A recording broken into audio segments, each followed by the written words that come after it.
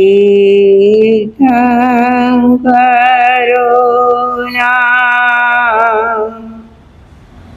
મુખકમલથી વહે નિર્મલ સરસ્વતી ગણધર વિશાળ પ્રજ્ઞા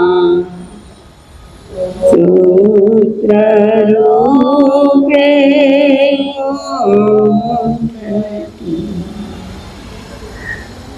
દુઃખી અને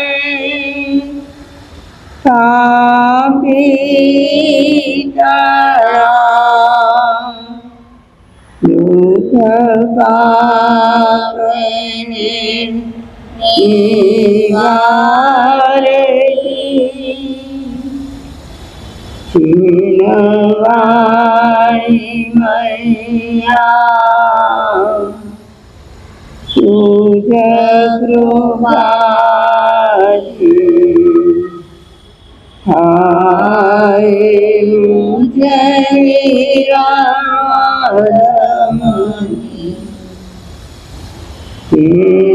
છીનવાઈ મૈયા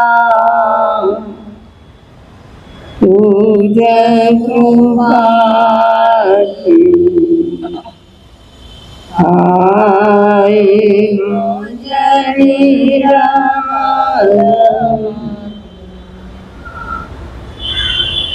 અનંત જ્ઞાની અનંત દર્શની ત્રિલોકીના તીર્થંકર પરમાત્મા શ્રમણ ભગવાન મહાવીર સ્વામીના શ્રી ચરણોમાં આપણે સૌની ગાવલમાં મારા તમારા અનંત અનંત ઉપકારી સર્વ ગુરુ ભગવંતોના શ્રી ચરણોમાં આપણે સૌની ગાવલમાં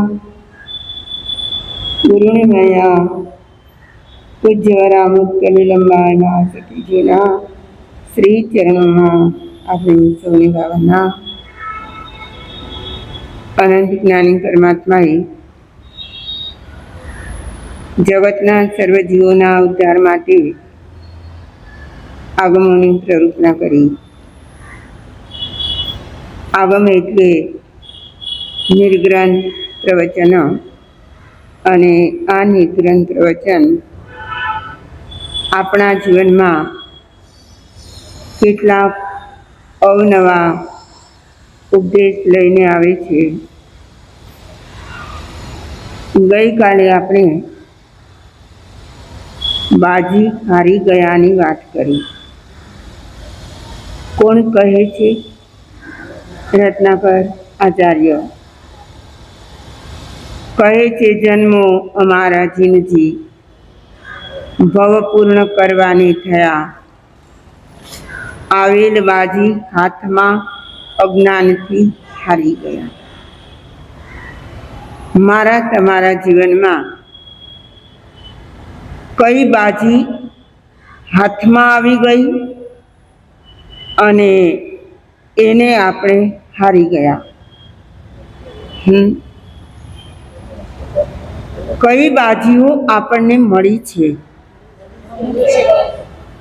નિર્ગ્રંથ પ્રવચનકાર કહી રહ્યા છે, દશાંગી સુખ જીવને મળે. કેટલું? 10 અંગવાળું દશાંગી સુખ જીવને પ્રાપ્ત થાય જો પુણ્યનો ઉદય ચાલતો હોય તો. આ દશાંગી સુખની બાજીઓ મને તમને માત્ર આ ભવમાં જ નહીં ભવાંતરમાં પણ મળી છે. ભવાંતરમાં એટલે પૂર્વના કોઈ દેવ ભાવમાં, કોઈ મનુષ્ય ભાવમાં આ બાજીઓ આપણને મળી છે.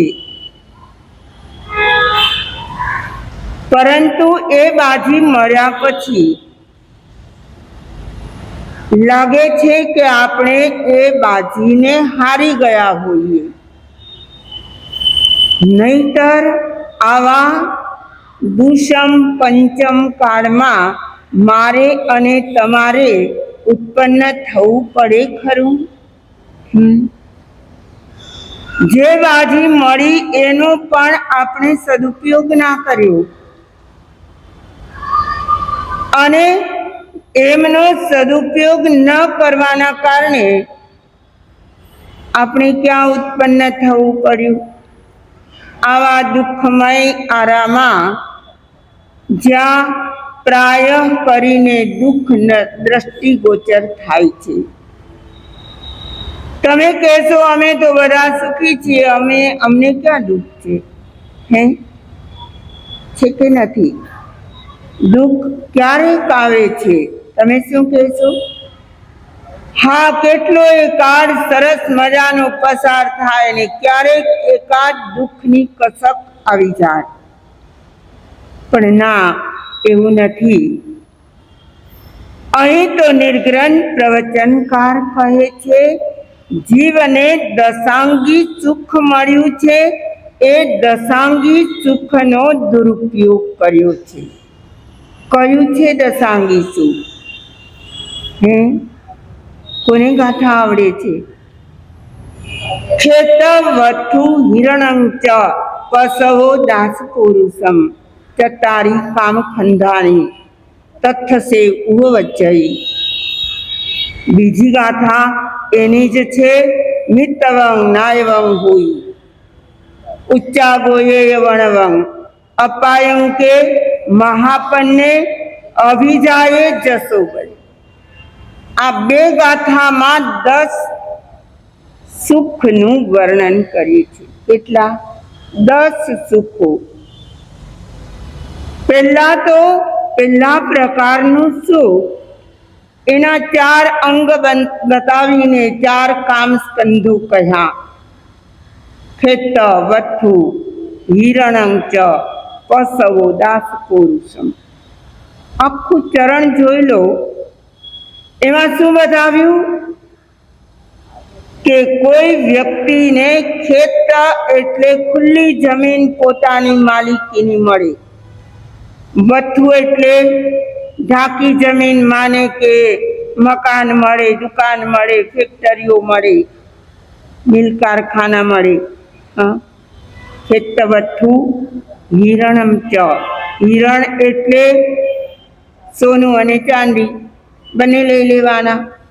દાસ પુરુષમ એટલે ઘરે કામ કરનારા દાસ દાસીઓ હોય અને પશુઓ પણ હોય. પેલાના વખતમાં ઘોડા રાખતા, બળદો રાખતા, એ બધા પશુઓ પણ એનું ધન ગણાતું.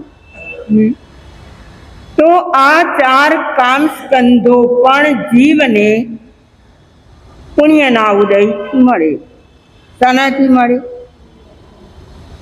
સોનું ચાંદી મળ્યું હોય તો ગરીબ માણસના પુણ્ય ના હોય તો મળી જાય ખરું?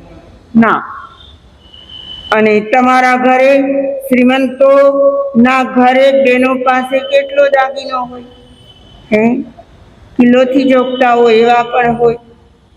તો મારે તો એ કહેવું છે, જ્યાં પુણ્યાય છે ત્યાં આ કામ સ્કંધો મળી જાય છે. આગળ ચાલીને કહે છે, મિત્તવં સારા મિત્રો મળે, નાયવં જ્ઞાતિજનો પણ શ્રેષ્ઠ મળે, સારી જ્ઞાતિમાં પોતે ઉત્પન્ન થયા હોય. મિત્તવં નાયવં હોય ઉચ્ચા ગોયે વણવં. ઉચ્ચ ગોત્ર મળે, સારા કુળમાં જન્મ મળે, અને વર્ણ પણ સારો મળે. શરીર સૌષ્ઠવ, રૂપ વગેરે સૌંદર્ય એ બધું જ એમને પ્રાપ્ત થાય. મિત્તવં નાયવં હોય ઉચ્ચા ગોયે વણવં અપાયંકે. આયંક કહેવાય છે બીમારીને, રોગને. અને અપાયંકે એટલે શરીરમાં ન જીવી ક્યારેક ક્યારેક બીમારી આવતી હોય, પ્રાય કરીને નિરોગી કાયા હોય. અપાયંકે મહાપન્ને, સાથે સાથે શું મળે? મહાપ્રજ્ઞા મળે, બુદ્ધિમતા શ્રેષ્ઠ મળે. અપાયંકે મહાપન્ને અભિજાયે જસો બલે. અભિજાયે એટલે પોતાનો વિનમ્ર સ્વભાવ પહેલેથી મળ્યો હોય. અભિજાયે જસો એટલે જ્યાં જાય ત્યાં એમની યશ કીર્તિ ગવાય, યશ મળે. અને બલે એટલે શારીરિક તાકાત મળે. કેટલા બોલ થયા?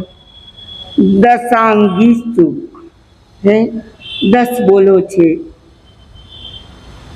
આ 10 બોલો મળ્યા એ આપણી પુણ્યની બાજી છે. શું છે? પુણ્યની ગિફ્ટ છે, ભેટ છે એમ સમજીએ. પરંતુ એ મળી ગયા પછી શું?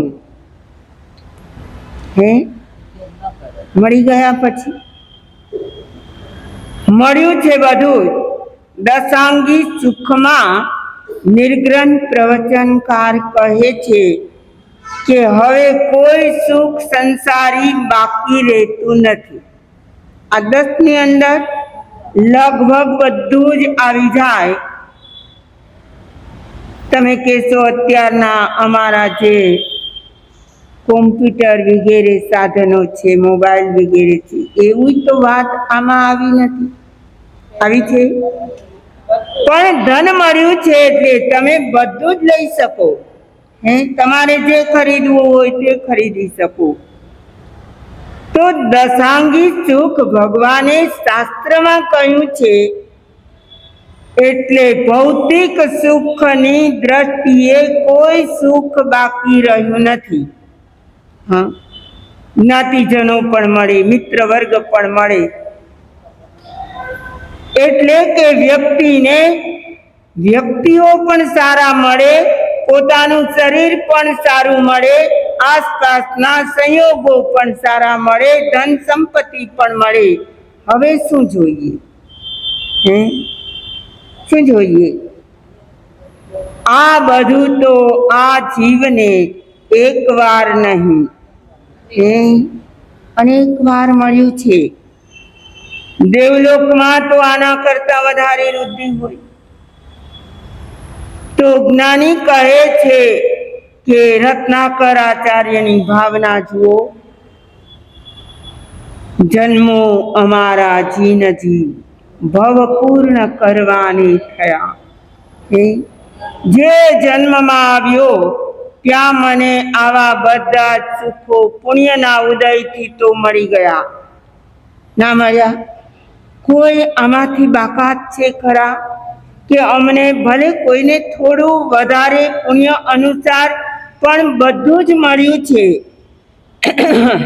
અને આ મળ્યા પછી શું? મોટો પ્રશ્નાર્થ તો એ છે કે આપણને બાજી તો હાથમાં આવી ગઈ છે, પણ હવે શું કરશું? જે સુખ મળ્યા છે એમાં રચ્યા પચ્યા રહેશું. શું કરશું? જે સુખ પ્રાપ્ત થયા છે, જે પુણ્યનો ઉદય જાગ્યો છે, એમાં જ જો રચ્યા પચ્યા રહીએ તો આવેલ બાજી હાથમાં અજ્ઞાનથી હારી ગયા. એમાં રચ્યા પચ્યા રહેવાનું નથી. એ સુખને આપણે ઓપોઝિટ ક્રમમાં જોઈએ તો જેના પુણ્યોદય ન હોય અને પાપોદય હોય તો એને શું મળે? ખેતવથુ, હિરણ સોવણ, દાસ પુરુષમ. તમે અર્થ તો બધા જાણો છો. આ બધું મળે, સારા મિત્રો મળે પુણ્યના ઉદય વિના. જ્ઞાતિજનો, આપણી જ્ઞાતિ ઉચ્ચતમ આપણને અત્યારે મળી છે. અગર પાપોદય હોય તો ક્યાં હોઈએ આપણે? વિચારીએ તો ખરા કે આપણા પાપોદય વખતે આપણી કઈ ગતિ હોય. તો અહીં તો કહે છે ઉચ્ચ જ્ઞાતિ પણ મળી, નાયવંગ મિત્તવંગ નાયવંગ હોય. અને આગળ ચાલીને કહે છે અપાયં કે નિરોગી કાયા મળી, વર્ણ સારો મળ્યો, પણ જો આપણા પાપોદય હોય તો કેટલાક વ્યક્તિઓને આપણે જોઈએ, આપણને દયા આવી જાય, એમના શરીર ચામડી તો કાળી હોય પણ આમ કુબડા લાગતા હોય, એમના અંગોપાંગ બરાબર ના હોય, આંખે દેખાતું ના હોય, એવા જન્મજાત હોય. તમે અપંગ શાળાઓમાં એવી કોઈ શાળાઓમાં જોવા જાઓ તો કેટલા વિકલાંગ મળે કે જેમને અવયવો પણ પૂરા મળ્યા ન હોય. નિત્યવંગ નાયવંગ હોય, ઉચ્ચા ગોયે વણવંગ અપાયં કે આપણને તો નિરોગી કાયા મળી છે કે ઘણા સમય સુધી આપણે નિરોગી રહ્યા છીએ. અને કદાચ આવી જાય તો રોગ આવવો એ તો શરીરનો ધર્મ છે. શું છે? શરીરનો ધર્મ છે કે નથી? શરીરના કેટલા ધર્મ? શરીરના ધર્મ કેટલા? એ તો રોગની વાત છે. હું કહું છું શરીરના ધર્મો કયા? શરીરના ધર્મ કયા? વિચારો, આવડે છે તમને?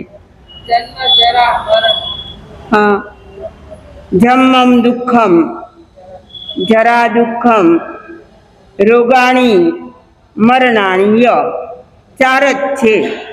કાંઈ જાજુ યાદ રાખવું પડે તેવું નથી. કયા કયા? એક જન્મનું દુઃખ છે, એ શરીરને લઈને જ જન્મ થાય છે. અને જે જન્મે તેનું મૃત્યુ હોય તો મરણ ધર્મ. શરીર કેવો છે? મરણ ધર્મ. પછી રોગ પણ કોને આવે? શરીરને આવે. તો રોગ ધર્મ. જન્મમ દુઃખમ, જરા દુઃખમ, જરા એટલે વૃદ્ધાવસ્થાનું દુઃખ. તો જન્મ, જરા, મરણ અને રોગ, આ 4 શરીરના જ ધર્મો છે. એટલે આવી પણ જાય. પાપનો ઉદય જાગે તો લોકો એમ કહે નખમાં એ રોગ ન હતો, અને આવી બીમારી ક્યાંથી આવી ગઈ? કોણ લાવ્યું? પાપોદય લાવ્યો. કોણ લાવ્યું?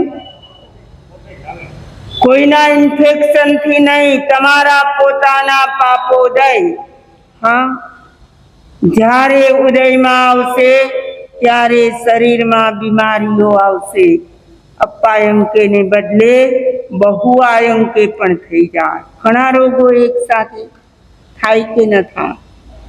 એકની શરૂઆત થઈ, એક બીજાને લાવે, બીજું ત્રીજાને લાવે, એમ કરતા શરીરમાં અનેક રોગો આવી જાય.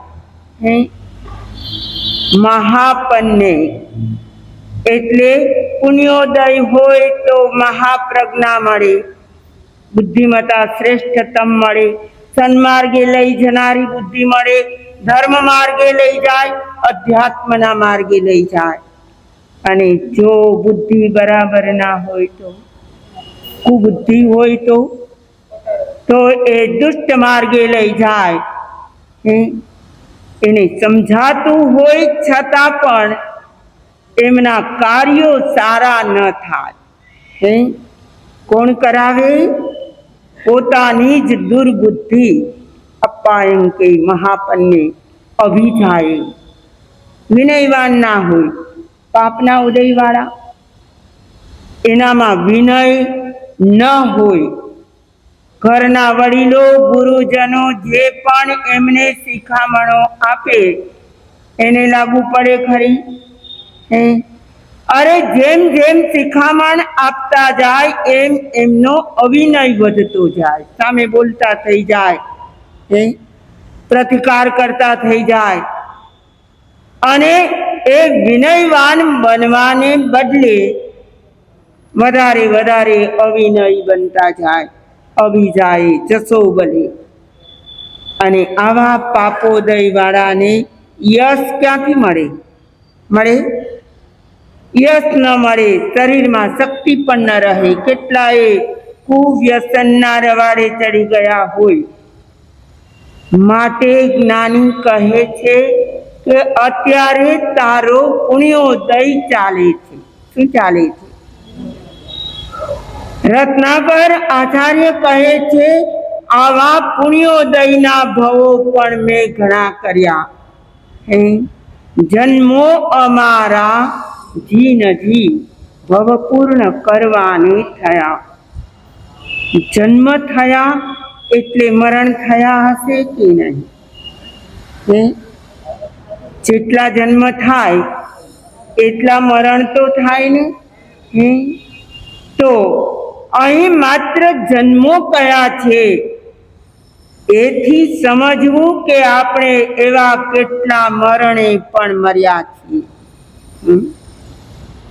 અને લોકો મરણને સુધારવાના પ્રયાસ કરે કે ના કરે? આખી જિંદગી ગમે તે કર્યું હોય પણ અંતિમ સમય સુધારવો હોય. આ વાત સાચી છે? જો આખી જિંદગી ધર્મ ન કર્યો હોય અને લાસ્ટ સમયે ઘરના કોઈ પણ સભ્યોને થાય કે બા છેલ્લી પથારીએ છે, કોઈ સંતને લાવીએ, સાધ્વીજીને લાવીએ, પણ બાએ જિંદગીમાં ક્યારેય ધર્મ ના કર્યો હોય તો એમનું મરણ સુધરે કે ના સુધરે? હા, આપણે નિયમમાં કહી ના શકીએ. કોકનો ત્યારે ધર્મનો ઉદય થવાનો હોય, એના પાપ ક્ષય થવાના હોય, પુણ્યોદય જાગવાના હોય તો કોઈ સારું નિમિત્ત કામ પણ કરી જાય. પણ બહુધા પાઘડીનો વળ છેડે આવે. ક્યાં આવે? તમે ન પાઘડી પહેરો કે ન ટોપી ઓઢો, તમને શું ખબર પડે કે પાઘડીનો વળ છેડે આવે? જેને પહેરી હોય એને ખબર પડે. મતલબ શું? એટલે આખી જિંદગી જેમણે ધર્મમય વિતાવી હોય, મરણ કોનું સુધરે? એનું જ સુધરે. એને નિમિત્ત મળે યા ન મળે, એ પોતાના ઉપાદાનને તૈયાર કરીને જ બેઠા હોય. સમજી ગયા? આપણે નિમિત્તની જરૂર પડે છે, પણ સાથોસાથ આપણું ઉપાદાન પણ તૈયાર રાખવું પડે. પણ એ જનાર વ્યક્તિને તો ખબર નથી, એટલે એ તો વિચારી પથારીવાસ મરણની જાણે કે રાહમાં હોય એવી સ્થિતિ હોય. ત્યારે એમને નિમિત્ત મળે તો પણ શું, ના મળે તો પણ શું? આવેલ બાજી હાથમાં અજ્ઞાનથી હારી ગયા. આપણામાં જ્ઞાન છે કે અજ્ઞાન છે? હા, અમે પૂછીએ ત્યારે તો તમે કહો કે અમારામાં અજ્ઞાન વધારે છે, પણ પ્રાય કરીને આપણે આપણી જાતને કેવી માનીએ? સમજદાર, વિવેકી, વિનયવાળી, જ્ઞાની, સમજણવાળી, બુદ્ધિમત્તાવાળી કેવી માનીએ આપણી જાતને? જેટલા વિશેષણો લગાડવા હોય.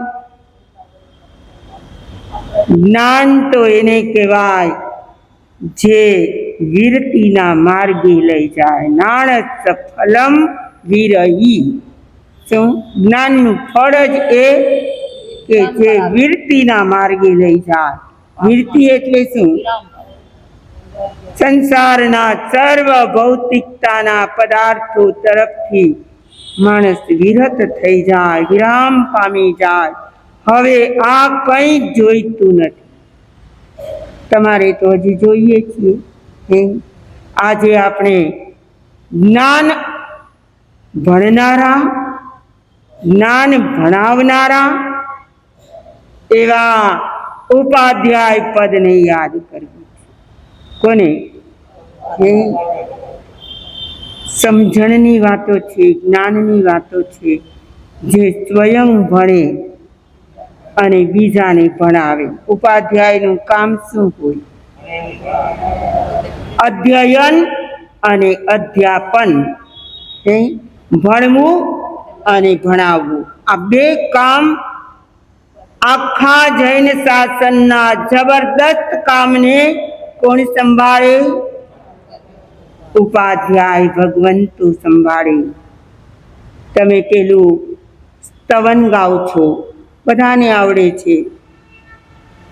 ભણાવે જે ઉપાધ્યાયો ભણીને સૂત્ર સિદ્ધાંતો ભણાવે. હું ભૂલી ગયો. ભણાવે જે ઉપાધ્યાયો ભણીને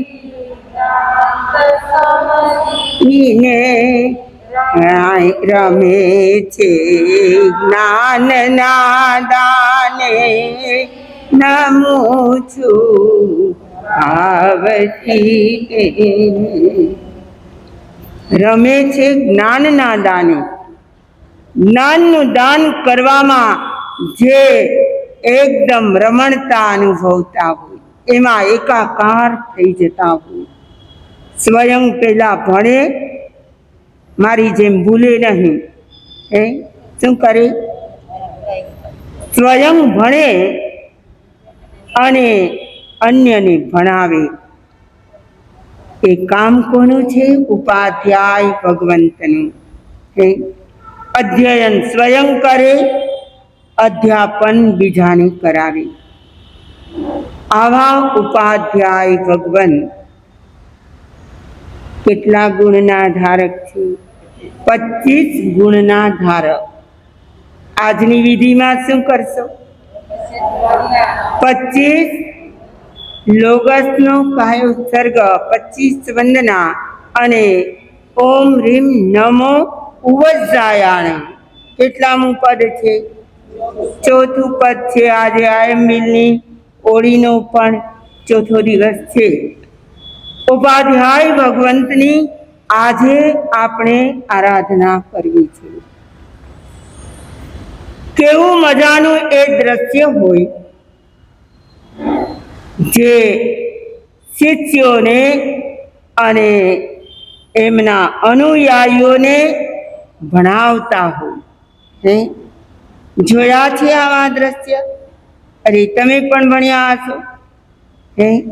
આ તો ભારતીય આર્ય સંસ્કૃતિની દેન છે. અન્ય દેશોમાં પણ ભણવાનું ભણાવવાનું ચાલતું જ હોય છે,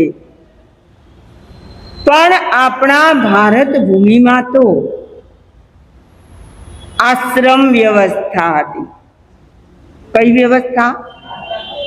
આશ્રમ વ્યવસ્થામાં જે ગુરુજન હોય એમની પાસે અભ્યાસ કરવા માટે કયા વિષયનો? દરેક વિષયનો. જો રાજકુમાર આવે તો એને યુદ્ધ કળા પણ શીખવાડી. જો શ્રેષ્ઠીનો પુત્ર આવે તો એમને વાણિજ્ય પણ શીખવાડી, વેપાર વિદ્યા પણ શીખવાડી. આપણા જૈન દર્શનમાં પુરુષોની 72 કળાઓ અને સ્ત્રીઓની 64 કળાઓ. આ પણ એક જાતની વિદ્યાઓ જ છે. અને આ વિદ્યાઓ ભણનારા અને ભણાવનારા બંનેનું સ્થાન ક્યાં હોય? ક્યાં હોય? આશ્રમમાં હોય કે કોઈ પણ જગ્યાએ હોય. ગુરુ હોય તે ઉપર બેઠા હોય અને શિષ્યો બધા નીચે ગોઠવાયેલા હોય. આવા દ્રશ્ય આપણે પુસ્તકોમાં તો જોતા હોઈએ. ભલે અત્યારે કદાચ કોઈની શારીરિક સ્થિતિ બરાબર ન હોય તો ખુરશી પર બેઠા હોય, પણ તે છતાંય ભણાવનારનું સ્થાન જરા ઊંચું હોય અને ભણનારાનું સ્થાન જરા નીચું હોય. આવા કેટલા દ્રશ્યો આપણે અનેક જગ્યાએ જોયા હોય.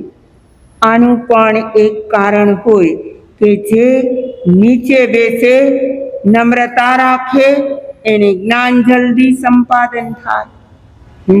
શું થાય? જ્ઞાન મળવામાં આ પણ એક મુખ્ય કારણ છે. અને એ નિમ્ન આસને બેસી અને ગુરુજનની પાસેથી જ્ઞાન પ્રાપ્ત કરે. આપણા જૈન શાસનમાં એવા કેટલાય ઉપાધ્યાય ભગવંતો થયા છે, જેમને યાદ કરીએ તો આપણા જીવન પણ ધન્ય બની જાય. ઉપાધ્યાય યશો વિજયજી મહારાજ સાહેબ, જેટલા ગ્રંથોમાં પાછળ સાર શબ્દ આવે, જેટલા ગ્રંથોમાં પાછળ સાર શબ્દ આવે, જ્ઞાન સાર, ઉપયોગ સાર, સમય સાર. સમય સાર એક દિગંબર ગ્રંથ છે, પણ યશો વિજયજી મહારાજ સાહેબે પ્રાય કરીને જેટલા ગ્રંથો લખ્યા એમાં સાર શબ્દ છેલ્લે આવે, જ્ઞાન સાર હોય. તો આવા બધા જે સાર શબ્દવાળા ગ્રંથો છે ઉપાધ્યાયજીના લખેલા છે. અને તમને ખબર હશે, યશો વિજયજી મહારાજ સાહેબ માત્ર ઉપાધ્યાય ન હતા, એમને મહોપાધ્યાયની એક ડિગ્રી એનાયત કરવામાં આવી હતી. એ માત્ર ઉપાધ્યાય ન હતા, એ મહા ઉપાધ્યાય હતા. એ વખતના હતા જ્યારે આનંદગંજી મહારાજ એમના સમકાલીન હતા. એમના ઘણા પ્રસંગો છે. યશો વિજયજી મહારાજ સાહેબ અને આનંદગંજી મહારાજ સાહેબ મળ્યા હોય, પરસ્પર ચર્ચાઓ થઈ હોય, આવા પણ ઘણા પ્રસંગો છે. આવા જે જ્ઞાનના વેતા અને જ્ઞાન ભણાવનારા, અધ્યેતા, જાણનારા અને અન્યને જ્ઞાન ભણાવનારા, આવા ઉપાધ્યાય ભગવંતોને આજે આપણે સ્મરણ પટમાં લાવવા છીએ. આવા ઉપાધ્યાય ભગવંતો એમની કૃપાથી આચાર્યો માત્ર આચાર શીખવે છે, એ પણ મહત્વભરી વાત છે. પણ ઉપાધ્યાયો શું શીખવે? અજ્ઞાન ચડાવે. હે જ્ઞાનના માર્ગે ચડાવી દે, જ્ઞાનના શબ્દે શબ્દનો ફોડ પાડી પાડીને ભણાવવાની પણ આ એક રીત હોય છે. એક પણ શબ્દ અજાણનારે એ રીતે દરેક શબ્દને સંધિ છૂટી પાડીને, સમાસ યુક્ત હોય તો સમાસ પણ છૂટા પાડીને એ વ્યક્તિને સમજાવવાનો પ્રયાસ કરે. અને અમે આવો એક અનુભવ અનકાઈમાં કર્યો છે. ભલે ઉપાધ્યાયની ડિગ્રી મળી ના હતી, પણ ગુરુદેવ જ્યારે અમને વાચના આપતા ત્યારે જેટલા અભ્યાસ કરનારા સાધ્વીજીઓ, ભાઈઓ, બહેનો બધા જ બેઠા હોય, બધા તરફ નજર પણ કરે. અને નજર કરીને એમને ખ્યાલ આવી જાય કે હજુ અમુક બેનને સમજાણું નથી, અમુક સાધ્વીજીના મગજમાં બરાબર ઉતર્યું હોય તેવું લાગતું નથી. તો એ જ વાતને વારંવાર વારંવાર દોહરાવીને, એમના શબ્દો છૂટા પાડીને, એમના માટે યુક્તિ પ્રયુક્તિઓ આપીને, તર્ક વિતર્કથી જે રીતે સમજાવાય એ રીતે સમજાવવાનો પ્રયાસ કર્યો છે. તો આ છે ઉપાધ્યાયોનો આપણા પરનો ઉપકાર.